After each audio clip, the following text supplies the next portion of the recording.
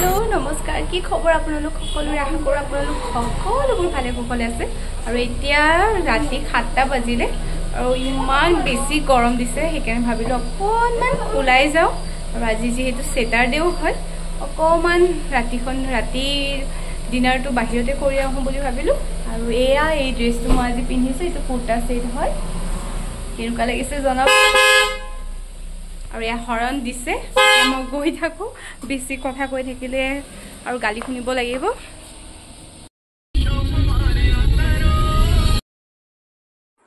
আমি কুহিয়াৰ ৰস খাবৰ কাৰণে নামি গলো আৰু এয়া দেখিছে ফ্ৰিজত ভৰাই থৈ দিয়ে ধুনিয়াকৈ সাফা কৰি কাটি ফেলে ফ্ৰিজত থৈ দিয়ে তাৰ বাবে ঠাণ্ডা ঠাণ্ডা একদম কুহিয়াৰৰ ৰস খাই এনি ভাল লাগে তাতে ফ্ৰিজত থৈ দিয়া কুহিয়াৰ ৰস ঠাণ্ডা ঠাণ্ডা পদুনাও দি দিছে আৰু আমি সকলোৱে খালো আৰু এই দোকানখন খোলা বেছি দিনো হোৱা নাই কুহিয়াৰ ৰসৰ দোকানখন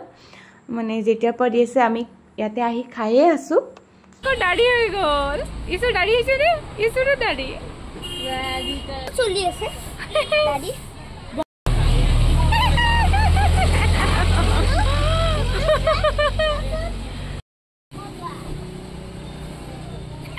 আকো দাড়ি হৈছে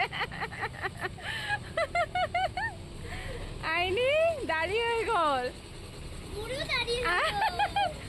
আইনি দাড়ি হৈ গল লৰা হৈ গলা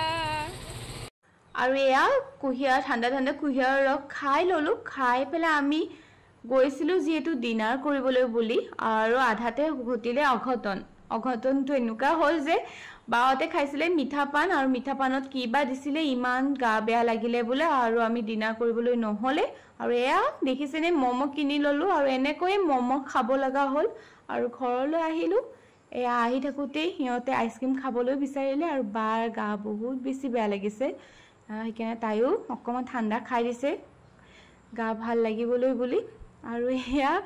স্যাটাৰডে ডিনাৰ বুলি কৰিব যাওঁ বুলি ভাবিছিলো উপায় নাই হৈ যায় কেতিয়াবা